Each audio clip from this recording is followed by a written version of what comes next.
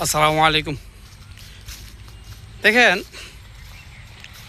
২,০০০ মানুষের রক্তের বিনিময়ে আমাদের দেশটা স্বৈরাচার মুক্ত করছিলাম।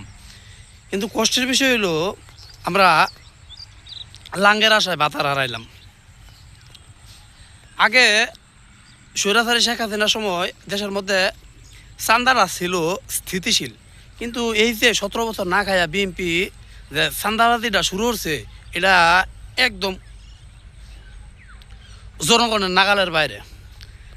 এই তো বাংলাদেশের প্রায় অনেক জায়গাতেই এই চান্দার কারণে আন্দোলন শুরু করছে।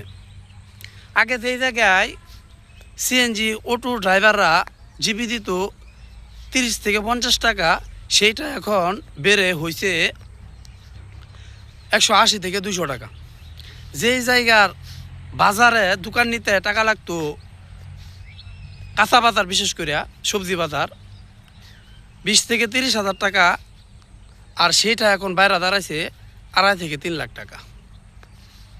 একটা সময় বিশ্বাস করতাম না যে বিএনপি আমলে বাংলাদেশ দুর্নীতিতে চ্যাম্পিয়ন হয়েছে, কিন্তু এখন দেখতেছি এই কয়েকদিনে বিএনপির যে অবস্থা, আরও বেশ কয়েকবার দুর্নীতিতে চ্যাম্পিয়ন হওয়ার সম্ভাবনা আছে, তো কোনো সন্দেহ নেই।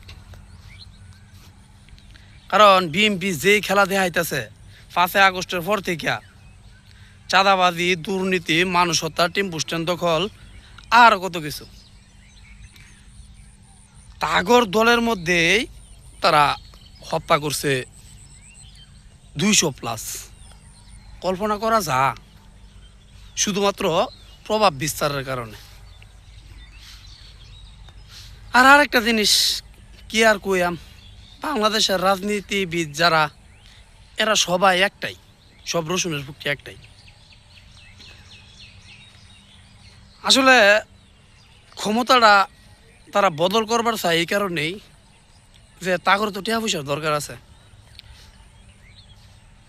এই যে এখন ২,০০০ টিয়া পয়সা বিদেশ পাচার করবো, পরে কয়দিন পরে তাগর ক্ষমতা যাইব, আবার আরেক দল আইব, তারাও এই একই কাজ করব। আমাদের দেশটা স্বাধীন হয়েছে ১৯৭১ সালে, কিন্তু বাস্তবিক কই আমরা যে জনগণ যারা আছি, এরা কিন্তু আসলে কিন্তু স্বাধীন হতে পারি নাই। বাস্তব, আজকে যদি স্বাধীন যদি আমরা ওয়ারি পাইতাম, তাহলে তো মনে করুন যে আমরা স্বাধীনভাবে কথা কইয়ার পাইতাম, স্বাধীনভাবে সব কিছু করার পাইতাম, স্বাধীনভাবে ব্যবসা করার পাইতাম, গাড়ি চালাইয়ার পাইতাম। তো পারি না। তো আজকে সরকার বিরোধী আমি একটা কথা কইয়াম, কালকে আমার মামলা, মিথ্যা মামলা, কত যে সুন্দর সাজানো নাটক যে করবো, তারা আমার জেলখানাত বলবো।